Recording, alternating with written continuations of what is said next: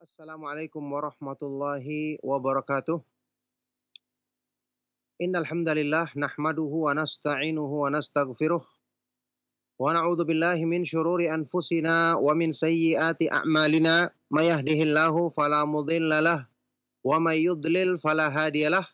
Wa asyhadu an la ilaha illallah wahdahu la syarikalah wa asyhadu anna Muhammadan abduhu wa rasuluh. Allahumma shalli wa sallim wa barik ala nabiyyina Muhammad wa ala alihi wa ashabihi wa man tabi'ahum bi ihsanin ila yaumiddin, amma ba'du.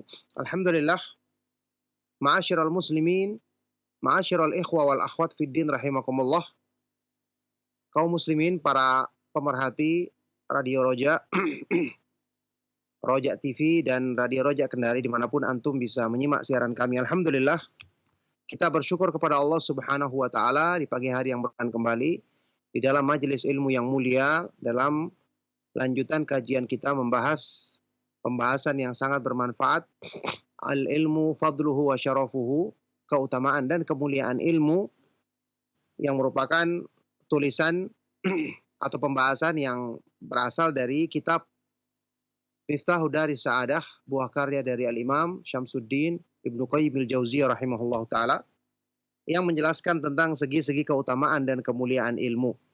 Baik, kita sudah selesaikan sampai segi yang ke-57. Sekarang kita masuk Al-Wajhul Thamin wal Khamsun, segi yang ke-58. Hajatul ibadi ilal ilmi. Hajat atau kebutuhan manusia kepada ilmu.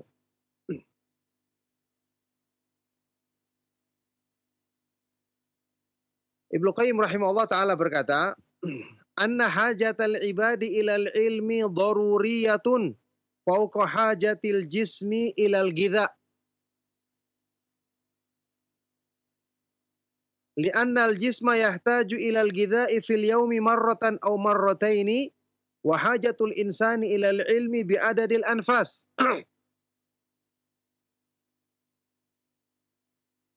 Bahwa kebutuhan manusia kepada ilmu ini bersifat darurat, yakni kebutuhan yang sangat mendesak, lebih daripada kebutuhan tubuh manusia kepada bahan makanan, melebihi kebutuhan tubuh manusia kepada makanan.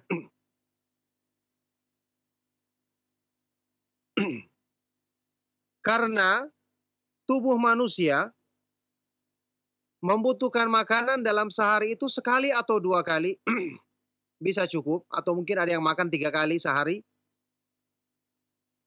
Tetapi kebutuhan manusia terhadap ilmu, petunjuk Allah, itu sejumlah tarikan nafasnya, sebanyak tarikan nafasnya. Jadi perbandingannya supaya kita gampang memahami, manusia itu kan jasmani dan rohani.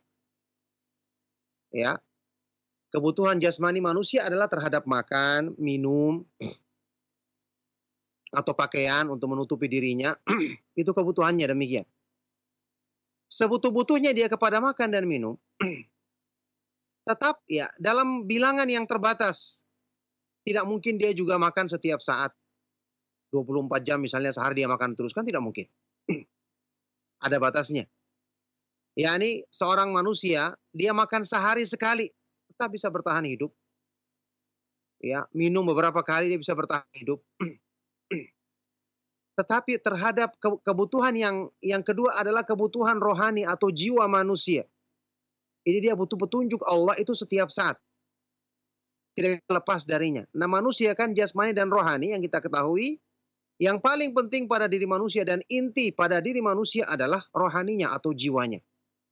Sehingga di sini kebutuhan jiwa manusia terhadap ilmu melebihi daripada kebutuhan terhadap makan dan minuman. Oleh karena itu kita ketahui bersama manusia itu ketika kehilangan jiwa, maka dia tidak dikatakan sebagai manusia lagi, meskipun dia punya jasmani yang indah misalnya, tapi kalau jiwanya mati, maka dia tidak akan disebut sebagai manusia lagi. Jadi manusia itu disebut dengan manusia ketika dia masih punya roh atau masih punya jiwa. Nah, kata Ibnu Qayyim rahimahullah ta'ala, nafasnya terpisah dari iman atau ilmu petunjuk Allah,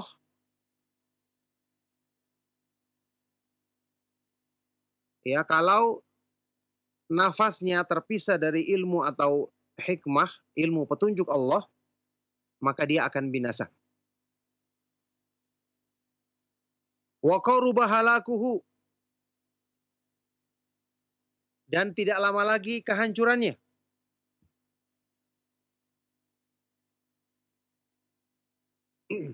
Sangat dekat kehancurannya. Walaysa ila husuli dzalika sabilun illa bil ilmi, dan tidak ada jalan untuk memenuhi kebutuhan terhadap iman yang harus selalu menyertai manusia kecuali dengan ilmu agama. Fal hajatu ilaihi fawqal haj, berarti kebutuhan terhadap ilmu, kebutuhan manusia terhadap ilmu di atas kebutuhan mereka terhadap makan dan minum. Allah Subhanahu wa taala ketika menurunkan agama ini kan sebagai karunia terbesar. Allah tidak menyebutkan karunia terbesar itu dengan Allah berikan makan, minum, dengan Allah berikan perhiasan. Bukan itu karunia terbesar. Itu memang nikmat dari Allah. Tapi ketika Allah menyebutkan karunia terbesar itu adalah karunia iman, karunia diutusnya Rasulullah SAW membawa petunjuk yang sempurna. Berarti ini adalah kebutuhan manusia yang terbesar. Berarti ini adalah sebab kebinasaan bagi kebanyakan manusia ketika berpaling darinya. Lihatlah kedudukan ilmu yang demikian tinggi. Di sini disebutkan pernyataan dari Imam Ahmad bin Hanbal rahimahullah taala, ini sebenarnya sudah kita lewati pernyataan ini. Ya, sudah pernah disebutkan juga. Wa qad dzakara al-Imam Ahmad hadzal ma'na bi ainihi faqal, Imam Ahmad Ibnu Hanbal rahimahullah taala telah menyebutkan makna ini secara persis. Beliau berkata, "An-nasu ahwaju ilal ilmi minhum ila ta'ami wasyarab." Manusia lebih butuh kepada ilmu dibandingkan kebutuhan terhadap makan dan minuman. Li'anna ta'ama wasyaraba yuhtaju ilaihi fil yaumi marratan aw marratain. Karena makan dan minum dibutuhkan dalam sehari sekali atau dua kali. Wal ilmu yuhtaju ilaihi fi kulli waqtin. Sedangkan ilmu dibutuhkan setiap saat. Nukilan yang sudah kita sebutkan juga dari Ibnu Qayyim sendiri di pembahasan yang lalu yang sudah lewat, sudah lama. Itu bunyinya seperti ini, pernyataan Imam Ahmad bin Hanbal rahimahullah ta'ala. An-nasu yahtajuna ilal ilmi aktsaru min hajatihim ila ta'ami wasyarab. Manusia butuh kepada ilmu lebih daripada kebutuhan mereka terhadap makan dan minum. Li'anna ta'ama wasyaraba yuhtaju ilaihi fil yaumi marratan aw marratain. Karena makan dan minuman dibutuhkan dalam sehari sekali atau dua kali. Wal ilmu yuhtaju ilaihi bi'adadil anfas, sedangkan ilmu dibutuhkan sesuai dengan jumlah tarikan nafas manusia. Ini gambaran dari Imam Ahmad, orang yang paham tentang ilmu agama. Memang karena ilmu agama itu berhubungan dengan kebutuhan jiwa atau kebutuhan hati, manusia tidak terasa. Tidak merasakan langsung sakitnya ketika kebutuhan ini kurang terpenuhi pada. Beda sama anggota badan.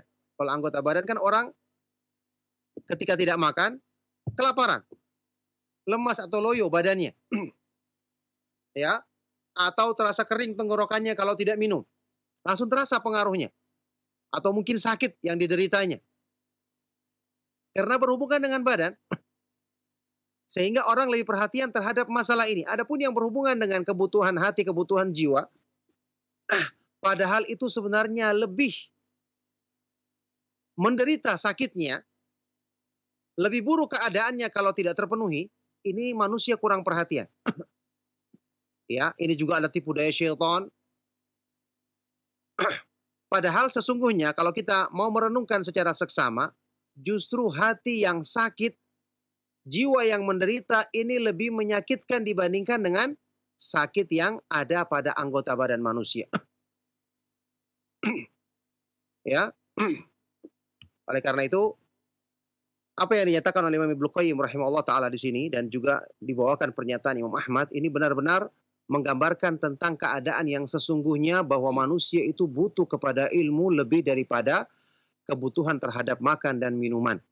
Oleh karena itu, orang yang jauh dari ilmu pada dasarnya dia telah mati sebelum anggota badannya masuk dalam kuburan. Ibnu Qayyim rahimahullah taala pernah menyatakan, menukil ucapan seorang penyair yang mengatakan, penyair Arab ya, wa fil jahli qabla al mauti mautun li ahlihi mautun li ahlih wa ajsaduhum qabla al kuburi kuburu. Orang yang bodoh tidak paham ilmu agama, sebelum dia mati, maka hatinya telah mati di hadapan Allah. Dan tubuh-tubuh mereka sebelum dimasukkan ke dalam kuburan di tanah, tubuh mereka telah menjadi kuburan bagi hatinya yang telah mati. Inilah kematian yang sesungguhnya. Ya, jadi dia seperti mayat yang berjalan. Orang seperti ini tidak ada kebaikan dalam hidupnya, tidak ada kebahagiaan, tidak ada ketenangan, karena dia jauh dari sebab kehidupan yang sesungguhnya. Oleh karena itu, kebutuhan terhadap ilmu bukan cuma sekedar melebihi yang namanya kebutuhan primer. Karena dia adalah kebutuhan yang bersifat darurat. Sangat-sangat. Ada pernyataan dari Syekhul Islam Ibnu Taimiyah rahimahullah taala yang semakna dengan ucapan Imam Ahmad ini. Ibnu Taimiyah rahimahullah taala pernah mengatakan, "Ar-risalatu daruriyatun lil alami la budda lahum minha wa hajatuhum ilaiha fawqa hajatihim ila kulli syai'. Ar-risalatu hayatul alami wa ruhuhu wa nuruhu. Fa kaifa yakunu as-salah lil alam idza faqadal hayata war ruha wan nur." Ya, ar-risalah, petunjuk yang dibawa oleh Rasulullah SAW, ini adalah kebutuhan yang paling mendesak untuk semua makhluk di alam semesta, kata beliau. Kebutuhan mereka terhadap ini lebih daripada kebutuhan mereka terhadap segala sesuatu. Karena petunjuk Rasulullah SAW adalah kehidupan, ruh, dan cahaya bagi alam semesta. Bagaimana alam semesta ini, ya, bagaimana alam semesta ini bisa ada kebaikan kalau tidak ada kehidupan dan tidak ada cahaya padanya. Inilah ar-risalah. Oleh karena itu, perumpamaannya seperti bagian bumi yang tidak kena matahari. Tidak ada kehidupan. Ya, akan mati tanah yang tidak kena matahari tersebut. Maka kebutuhan manusia terhadap ilmu agama lebih daripada apa yang digambarkan tadi. Oleh karena itu, ini menggambarkan kepada kita bahwa orang-orang yang hidup yang sesungguhnya adalah orang-orang yang mengisi kehidupannya dengan memahami dan mengamalkan petunjuk Allah Subhanahu wa taala dan petunjuk Rasulnya Shallallahu alaihi wasallam, dan jelas ini menunjukkan keutamaan dan kemuliaan yang sangat besar bagi ilmu dan orang-orang yang mempelajarinya. Baik.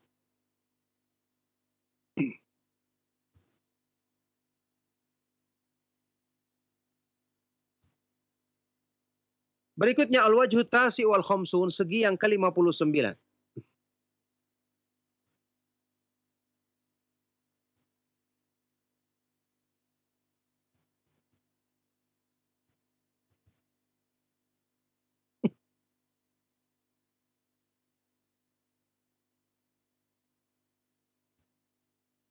Segi yang ke-59, al-ilmu qillatu amalin wa kathratu ajrin. Ilmu itu menjadikan amalan sedikit, pahalanya banyak.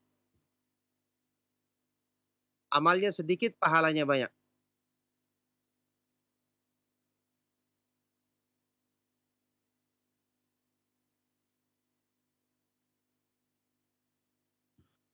Anna sahibal ilmi aqallu ta'aban wa amalan wa aktsaru ajran. Seorang yang memiliki ilmu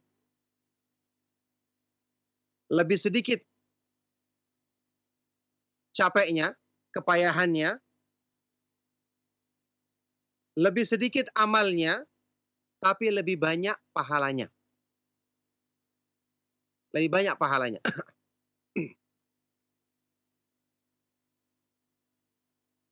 Ya. Karena ilmu itu menjadikan amal kualitasnya tinggi. Ilmu itu memperbaiki hal-hal yang menjadikan amal itu meningkat keutamaannya.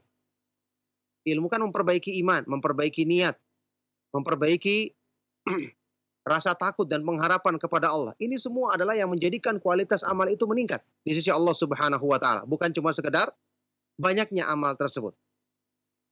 Kata Ibnu Qayyim di sini, wa'tabir bisyahid. Coba kamu bisa renungkan ini dengan bukti berikut. Fa inna sunna'a wal ujara'a yu'anuna al-a'mala syaqata bi anfusihim. Coba kita lihat para pekerja, tukang, orang-orang yang diupah ya. Mereka mengerjakan pekerjaan-pekerjaan yang berat pada diri mereka. Wal ustadzul muallimu yajlis, sementara ustadz yang mengajarkan ilmu dia hanya duduk saja. Wa ya'muruhum wa yanhahum wa yurihim kaifiyatal amal. Dia yang memerintahkan kepada mereka, melarang mereka, memperlihatkan cara, mengajarkan cara bekerja tersebut, mengerjakan pekerjaan tersebut. Wa ya'khudhu ad'afa ma ya'khudunahu, tapi dia mendapatkan imbalan yang lebih besar dari yang diambil oleh para tukang tersebut. Ya, ini kalau gambarannya seperti kita, tukang yang bekerja dibandingkan dengan mandornya, pengawasnya. Yang lebih capek yang mana kira-kira yang lebih capek? Tukangnya. Yang angkat dia, yang mencampur dia, yang naik ke atas juga dia. Sementara mandornya cuma suruh-suruh. Ya. Dia yang nyuruh begini caranya, ini kurang, ini salah, dan seterusnya. Tapi nanti yang paling banyak gajinya siapa? Mandornya. Kelebihannya dia apa? Bukan dengan tenaga, iya kan? Bukan dengan tenaga, bukan dengan kekuatan fisik, tapi kelebihannya dia dengan apa? Ilmu. Bukan dengan ilmu dia. Sama dengan orang-orang yang menjadi buli pengangkut, yang menjadi kuli pengangkut angkutan yang berat di pasar atau di pelabuhan. Antum lihat, mereka dapatkan sedikit. Sedangkan orang yang punya pengetahuan, yang mengatur semua itu, dia tidak begitu capek, tapi dapatnya lebih banyak. Ini dalam kehidupan dunia kita. Ya, makanya dalam Al-Quran, sehubungan dengan amalan soleh, Allah Subhanahu wa ta'ala yang Allah perhitungkan bukan yang paling banyak amalnya, tapi yang paling baik amalnya. Alladzi khalaqal mauta wal hayata liyabluwakum ayyukum ahsanu amala. Surat apa itu? Al-Mulk ayat yang kedua. Dialah Allah yang menciptakan kematian dan kehidupan untuk menguji. Siapa yang diuji? Siapa di antara kamu yang paling baik amalnya? Bukan yang paling banyak. Kata Ibnu Katsir, Allah tidak mengatakan ayyukum aktsaru amala supaya menguji siapa yang paling banyak amalnya. Tidak. Karena yang di sini diuji adalah jaudah kualitas amal. Ya. Yang paling baik amalnya. Apa itu yang paling baik? Yang paling ikhlas dan paling sesuai dengan sunnah. Kembali kepada ilmu. Nilainya amal. Ya, kembali kepada ilmu. Kata Syekh di sini, wa qad asyara an-nabiy sallallahu alaihi wasallam ila hadzal ma'na haitsu, kata Ibnu Qayyim rahimahullah taala, Nabi sallallahu alaihi wasallam telah mengisyaratkan kepada makna ini